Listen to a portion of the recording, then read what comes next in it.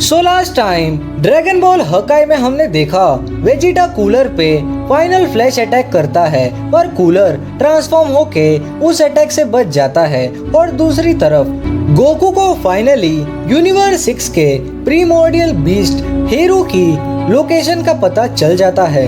और अगर अभी तक आपने प्रीवियस चैप्टर की वीडियोस नहीं देखी हैं तो चैनल पे प्लेलिस्ट मिल जाएगी, आप वहां से प्रीवियस चैप्टर की वीडियोस देख सकते हैं। एंड हाँ, मुझे पता है कि वीडियो काफी टाइम बाद आ रही है पर मैंने पहले ही इंस्टा पे रीजन बता दिया था कि वीडियो क्यों नहीं आ रही है। सो अगर अभी तक आपने मुझे इंस्टा पे फॉलो नहीं किया है तो जरूरी से मुझे इंस्टा पे फॉलो कर लें। वहाँ पे मैं अपनी वीडियो से रिलेटेड और ड्रैगन बॉल कम्युनिटी में क्या चल रहा है उससे रिलेटेड सारी अपडेट्स देता रहता हूँ। मेरा यूजर नेम है mega.instinct एंड डिस्क्रिप्शन बॉक्स में भी लिंक है, आप वहां से भी मुझे फॉलो कर सकते हैं। तो फिर चलिए दोस्तों, आज की वीडियो शुरू करते हैं। चैप्टर की स्टार्टिंग में हम गोकू, लिएन और लॉर्ड किबोरू को देखते हैं। तीनों स्पेस में आ गए रहते हैं। तभी गोकू कहता है, मुझे लगा था हम उस जगह पर जाएंगे जहां पर प्रीमोर्डियल बीस्ट है। और फिर लॉर्ड किबोरू कहते हैं, हम वहां पर ही हैं मिस्टर गोकू।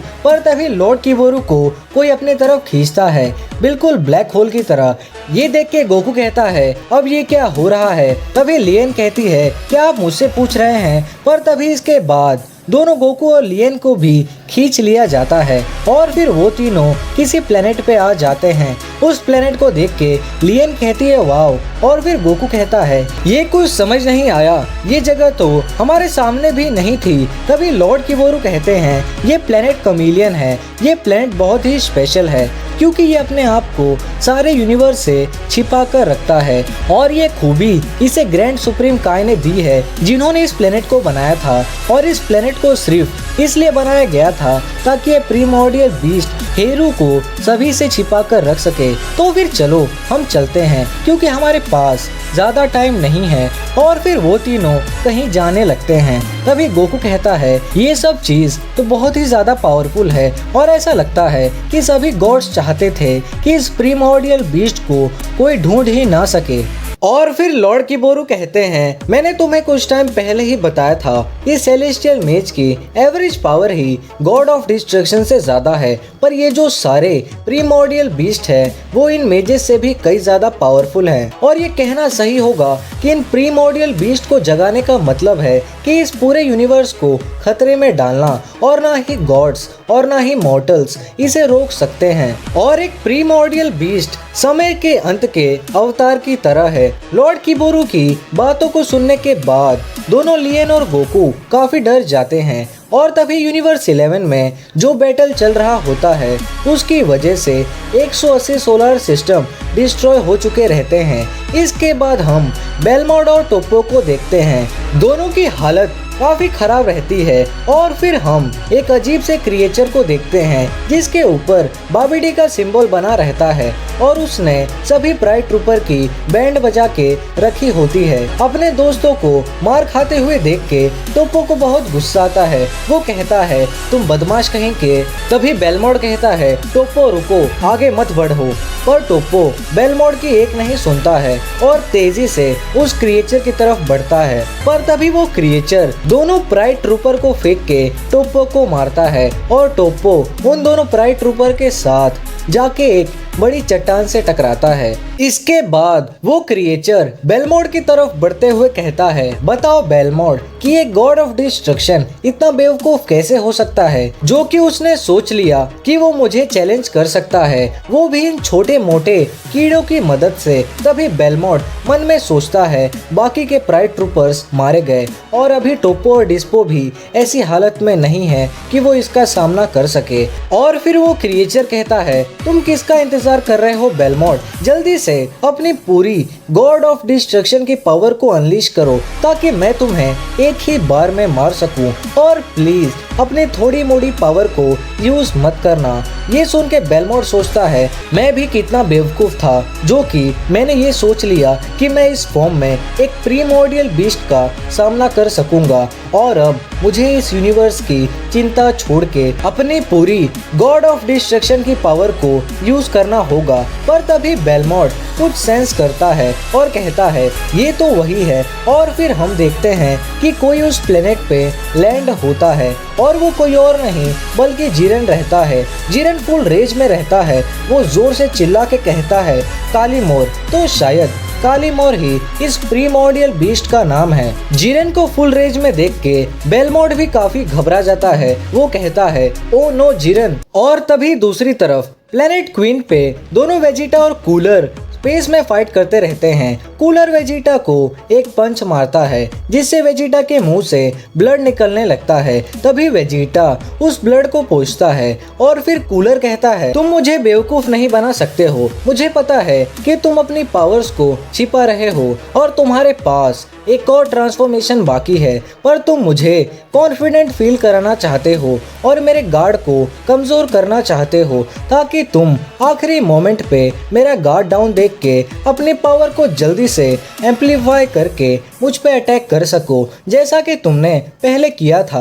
पर मैं ये छोटे मोटे गेम नहीं खेलना चाहता हूँ। ये सुन के वेजिटा को गुस्सा आता है और वो कहता है चलो देखते हैं फिर तुम सुपर सेन ब्लू एवोल्यूशन का कैसे सामना करते हो। और फिर Vegeta super Sen blue evolution में ट्रांसफॉर्म हो जाता है और कूलर को पंच मारने जाता है। पर कूलर वहां से टेलीपोर्ट होके वेजिटा के पीछे आ जाता है और कहता है मैंने फाइनली तुम्हें पकड़ लिया।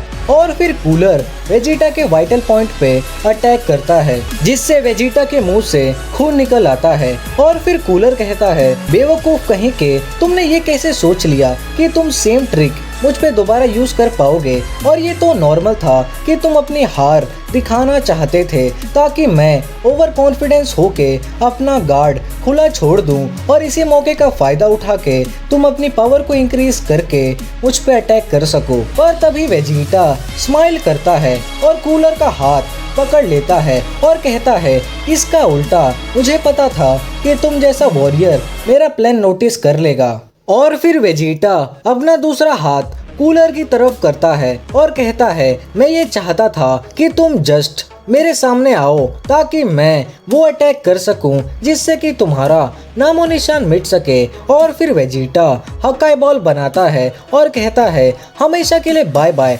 हकाई।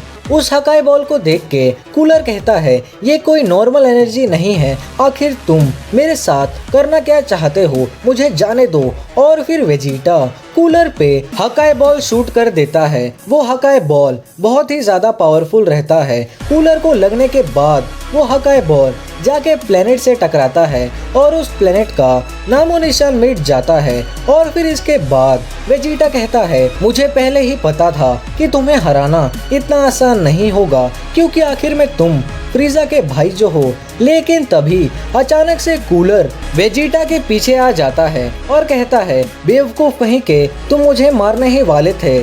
और हम देखते हैं कि कूलर अपनी गोल्डन फॉर्म में ट्रांसफॉर्म हो चुका रहता है। कूलर कहता है मैं तुम्हें उसके लिए माफ नहीं करूंगा। और फिर इसके बाद हमें फ्रीजा की स्पेसशिप दिखाई जाती है जहाँ पे पाइकॉन फ्रीजा से कहता है फ्रीजा मैं ये आखिरी बार कह रहा हूँ मुझे जनेम्बा दे दो वरना मुझे जबरदस्ती वो तुमसे लेना पड़ेगा। तभी फ्रीजा कहता है बदमाश कहीं के, तुम ऐसी बातें मत करो कि जैसे कि तुम मुझे चुटकियों में हरा सकते हो। पर तभी उन दोनों को कुछ सेंस होता है। पाइकॉन मन में सोचता है ये एनर्जी उसकी है जिसे कूलर कहते हैं और अचानक से उसकी पावर इतनी कैसे बढ़ गई। और फिर फ्रीजा भी सोचता है कि कूलर अब फाइनली अपने गोल्डन फॉर्म को यूज कर रहा है और मुझे लगा था कि वो इस फॉर्म को ज्यादा टाइम तक छिपा कर रखेगा, पर लगता है कि उसके पास और कोई ऑप्शन नहीं था। और फिर फ्रीजा कहता है अब तुम ये मत कहना कि तुम इस पावर को सेंस करके ही सरप्राइज हो गए। तो मैं तुम्हें बता दूं कि ये सच है कि कूलर बहुत ही ज्यादा पावरफुल है और उसकी ये पावर तब से ही बढ़ रही है जब से मैं उससे लड़ा था। पर जब हम ट्रेनिंग कर रहे थे तो सिर्फ उसकी ही पावर नहीं बढ़ी थी। और फिर इसके बाद फ्रीजा भी अपने गोल्डन फॉर्म में ट्रांसफॉर्म हो जाता है और कहता है, तो तुम्हारा इसके बारे में क्या कहना है? मेरी ये फॉर्म मेरे भाई से कई ज्यादा पावरफुल है ना? क्यों, मैं सही कह रहा हूँ ना? और फिर फ्रीजा सोचता है, उसे शायद पता नहीं, पर मैंने उसकी पावर को पहले ही नोटिस कर लिया था और मैंने भी इसके बीच में अपनी पावर को बढ़ा लिया है। पर मैंने सोचा था कि मैं इस पावर को उससे फाइट करते हुए रिवील करूँगा, पर मैं ये नहीं चाहता था कि वो मेरे साथ कोई और गेम खेले। तभी पाइकॉन कहता है, इस पावर को अनलीश करने में उसने सराउंडिंग को कोई नुकसान नहीं पहुंचाया। इसका मतलब उसका उसके की पर पूरा कंट्रोल है और इनफैक्ट वो बहुत पावरफुल भी है। और ट्रांसफॉर्म होते हुए उसने कोई वेव भी नहीं क्रिएट की और उसके अंदर से जो एनर्जी निकल रही है वो काफी ही इंटेंस है। तभी फ्रीजा कहता है, मुझे फर्क नहीं पड़ता कि तुम गॉड ऑफ डिस्ट्रक्शन थे या नहीं, पर मैं हूँ महान फ्रीजा और मैं तुमसे डरने वाला तो नहीं हूँ। और फिर दूसरी तरफ प्लेनेट क्वीन पे वेजिटा और कूलर एक दूसरे से इंटेंस फाइट करते रहते हैं। तभी कूलर वेजिटा को जोर से मारता है, जिससे कि वेजिटा जाके एक प्लेनेट से टकराता है। और फिर कूलर वहां आता है और कहता है, मुझे ये तो मानना होगा कि जो पावर तुमने पहले यूज की थी उससे मैं काफी डर गया था, पर मैं जो अब अपनी इस ट्रांसफॉर्मेशन में हूँ तो मेरी पावर तुमसे कई ज्यादा है, तो फिर तुम अपनी मौत को एक्सेप्ट कर लो। ये फाइट अब खत्म हो चुकी है। तभी वेजिटा कहता है, वो गलत नहीं है, ऐसे में मेरे पास कोई चांस ही नहीं है जिससे कि मैं उसे हरा सकूं। और ऐसे में और फिर वेजिटा कहता है, क्या तुम उस टेक्निक को देख के डर गए थे? तो तुम क्या सोचोगे जब तुम इसे देखोगे? और फिर वेजिटा ट्रांसफॉर्म होने लगता है। वेजिटा को ट्रांसफॉर्म होते हुए देख के कूलर एकदम डर जाता है और कहता है, अब इसका क्या मतलब है? और फिर वेजिटा अपने अल्टर ईगो फॉर्म में ट्रांसफॉर्म हो जाता है और कहता है, तो देखो मेरी सबसे पावरफुल ट्रांसफॉर्मेशन अल्ट्रा ईगो। तो दोस्तों, आज के इस वीडियो में बस इतना ही। अगर आपने यहाँ तक वीडियो को देखा तो फिर नीचे कमेंट बॉक्स में लिखिए #अल्ट्रा ईगो। और अगर अभी तक आपने चैनल को सब्सक्राइब नहीं किया है तो फिर चैनल को जरूर से सब्सक्राइब कर दें और नोटिफिकेशन बेल को भी ऑल पे प्रेस कर दें, ताकि जैसे ही मैं इसका नेक्स्ट पार्ट अपलोड करूं आपके पास तुरंत नोटिफिकेशन पहुंच जाए। और इस वीडियो को ज़्यादा से ज़्यादा लाइक करें और शेयर करें। एंड हाँ, मुझे इंस्टाग्राम पर फॉलो करना बिल्कुल भी मत भूलना। तो फिर चलिए दोस्तों, मिलते हैं नेक्स्ट वीडियो में।